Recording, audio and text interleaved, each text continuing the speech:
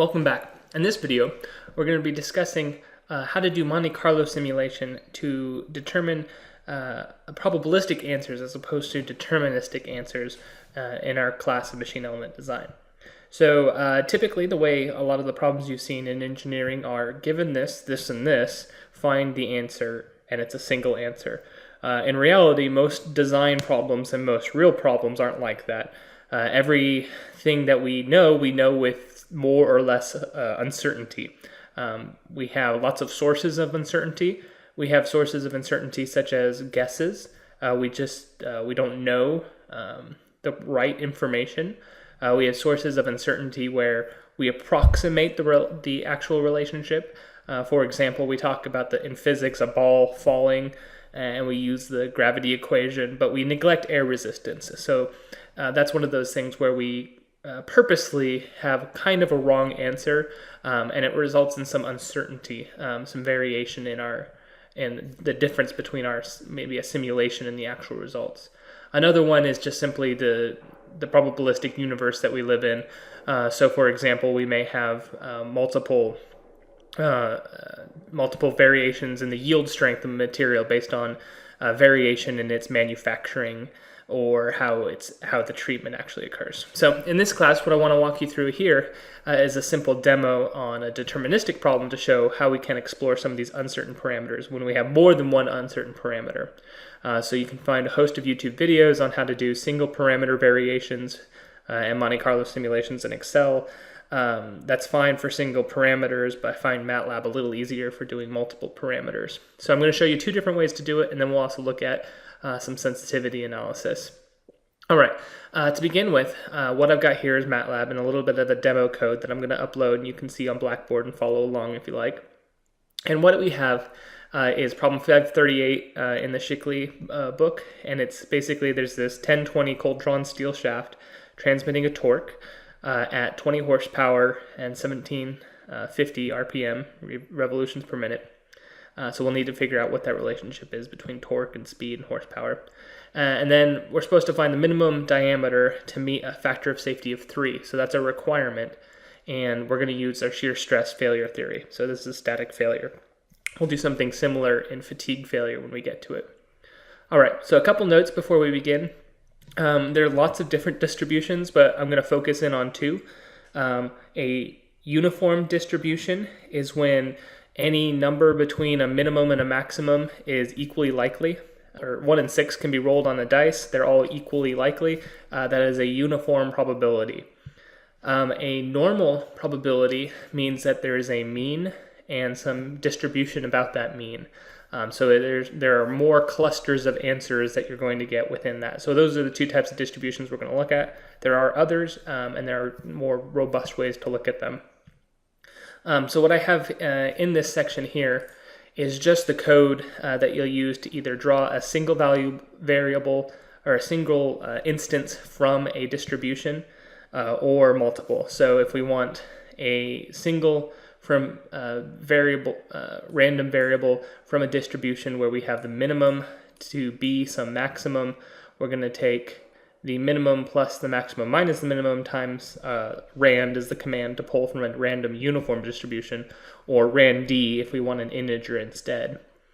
And then we'll do the same sort of approach, but we'll use for a random normal distribution, we take the standard deviation times normal distribution pull and add the mean to that, and we'll come up with some number from the random. All right, so what I have in this code is basically a process, which should be a pretty good explanation demo, and you'll see everything's commented, so hopefully it makes a lot of sense. So the first part, of course, of any of these problems is going to be defining variables. So our factor of safety had to be 3. That was a requirement. That's not something that's up for variability. And we can explore different combinations of iterations. For now, let's look at 1,000 iterations. I'm going to show you a process which takes a little bit longer than others, but then I'll come back and do this at 10,000 with a much quicker way to do it. So after that, we can look at our potential variability. So we have horsepower, speed, and our yield strength. So I've decided that those three are things that we are not 100% sure on, which that kind of makes sense, right? So our power from our motor may change a little bit depending on the power provided, or if we're looking at shafts going into multiple different products or multiple versions of a product, there may be manufacturing changes or just subtle variability. So we can have some variation here. 2.5 is a pretty big standard deviation for that, but it'll get us something to work with. And these numbers are just kind of making up. It helps to have something to go on above. So recall from this problem statement, it was 20 horsepower, 1750 RPM. These are an yield strength from this, which is 57 times 10 to the third psi. So these are those are deterministic values, but we're going to make them probabilistic now. So what I've chosen is that the horsepower follows a normal distribution, the speed follows a uniform distribution, and the yield strength follows a normal distribution.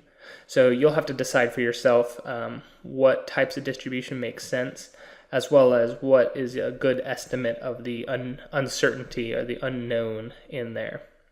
So now next I find it helpful to actually work out the deterministic solution and check that answer with either your hand calculations or your solution manuals or whatever, so that you make sure you're actually following the process and getting the right mathematical numbers out of this. So here I've just worked through the deterministic part: horsepower, speed, 1750, yield strength.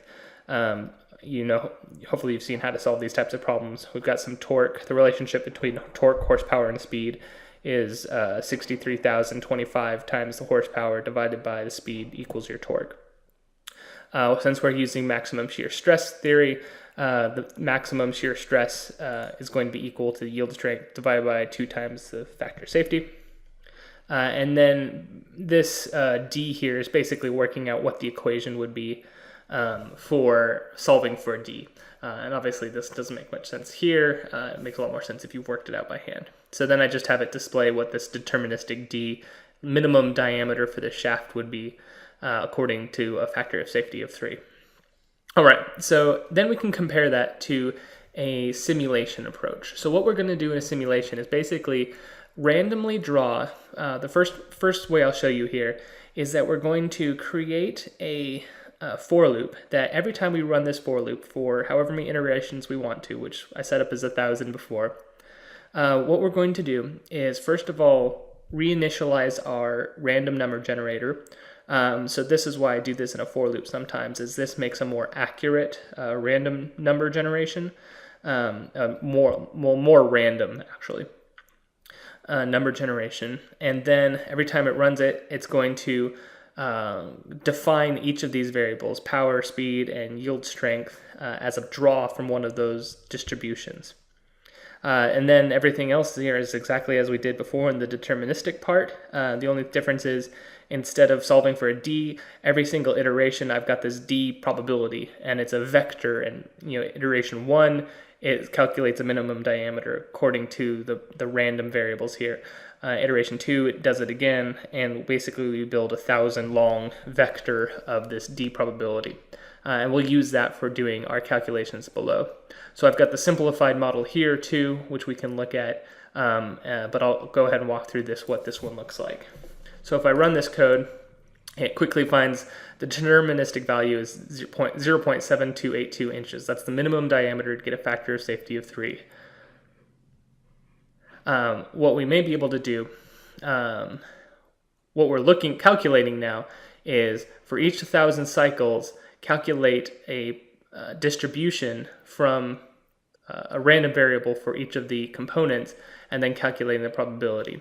So now what we have, it just finished, and it takes about 18.5 seconds there for it to do it on my computer, is the mean diameter, which should be pretty close.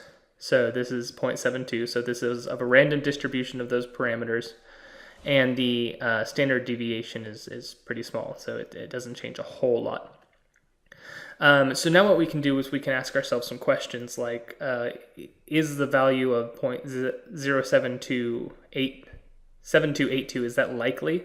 From here, since it's pretty close to the mean, that tells you it's probably going to be about 50% likely. So we can go ahead and calculate that. So say, for example, we wanted to know how many times our diameter, D, the deterministic one we've calculated, is bigger than the D we calculated in all of those runs. That looks like that. If we divide that over the total number of iterations, about 50-50, right? 50%. So about 50% of the time, that was an okay diameter, and about 50% of the time, we actually, because of the variation in our parameters, found that didn't meet that factor of safety requirement of 3. All right, now remember that took about 15, 18 seconds. Let me go back here and comment this out and show you a slightly quicker way to do it. So you'll have to do it one way or the other if you borrow this code. And what we're going to do instead is we're not going to reseed in a for loop the random number, that the seed for that random number generator. We're not going to reseed it every single loop. So it's actually not perfectly a random distribution, but it's going to be pretty close for what we need. But it allows us to do things a lot faster. So now let's do 100,000 iterations, which would take the for loop a very long time to do, and here will be almost immediate. So almost everything looks exactly the same, except what we're doing now is we're going to pull a random number, and in the same formation, except now we're doing vector math, so we need to do dot multiply, and this is going to be a 100,000 long number, and we can calculate our mean distributions, our pull number, basically create a whole vector of random numbers for the horsepower, speed, and yield strength. We'll do the same calculation again, calculate a distribution, but instead of 1,000 long, now it's 100,000 long. And again, we just need to use the dot method to show that we're doing element by element in our vector math. All right, and then everything else is the same. Let me clear this one, and I'll show you how quick it runs. You run that one, and it's already done, 0.04 seconds. So again, our deterministic value is 0.7282. That shouldn't change, nothing else has changed. We have a slightly different mean now, and you'll notice that in this code it actually displays a histogram. I haven't popped that up here, but this is basically what the histogram looks like. You can see the values are ranging around some mean here. If I run it again, we can see how that changes a little bit. Not a whole lot, because we've got 100,000 simulations, so the mean isn't changing a significant amount. But now again, we can ask ourselves that question. So our diameter, minimum calculated diameter deterministically was 0.7282. So now in most of these problems, we're not going to just leave it as 0.7282. We're going to actually specify a diameter for a shaft, and we're probably going to round up to some standard design. So say we round up and call our diameter 0.75 inches. So 3/4 of an inch seems like a pretty standard size for a diameter of a shaft. If you're working in metric, maybe you round up to a whole millimeter, for example. But here we can round up to 0.75 inches. And now we can ask ourselves that same question that we asked before, right? What is the likelihood that our diameter of now 0.75 inches is larger than all the diameters that we found from before when we pulled probabilistically? Divided that by the number of iterations, we'll have the probability that our 0.75 diameter will meet our factor of safety of 3. So that's actually pretty low. So we're only about 76.56% confident that our diameter is actually going to be sufficient. So we may actually want to see about going up a little bit. Now, if we go up to a whole inch, I think you'll see that we'll for sure absolutely hit that factor of safety of 3, barring super unrealistic circumstances. But even if we go up to 0.8,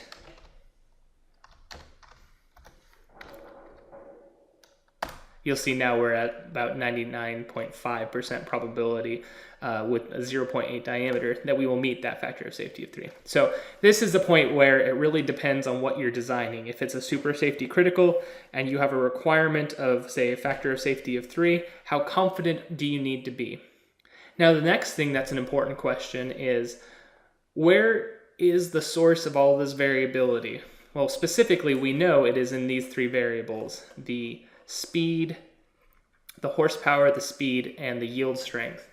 But the next question we might want to ask ourselves is, if I've got only so much money and time to reduce those, so for example, I can spend money and buy a more expensive material that I'm more confident in the yield strength is going to be closer to 57 times 10 to the third psi, then perhaps that is a better investment of money.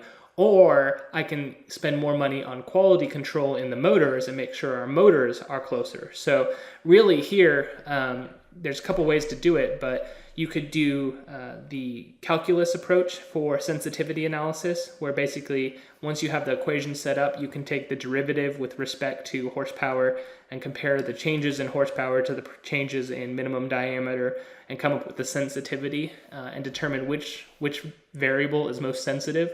That's a valid way of doing it, as long as you get the calculus correct.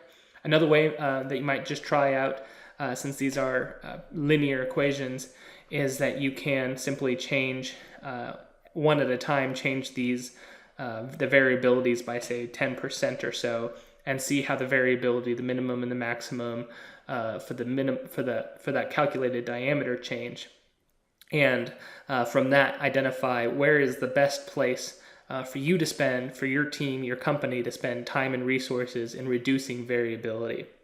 All right, so basically in this process, in this video, what I walked through is taking what is a deterministic problem of horsepower 20, 1750 speed, and a yield strength, and then given this, find this type of equation, and shown that in real life we have lots of uncertainty. So if we can characterize that uncertainty the best that we can calculate what is the likelihood that we will be able to meet whatever requirements we put on ourselves or are put on ourselves by whatever types of systems we have.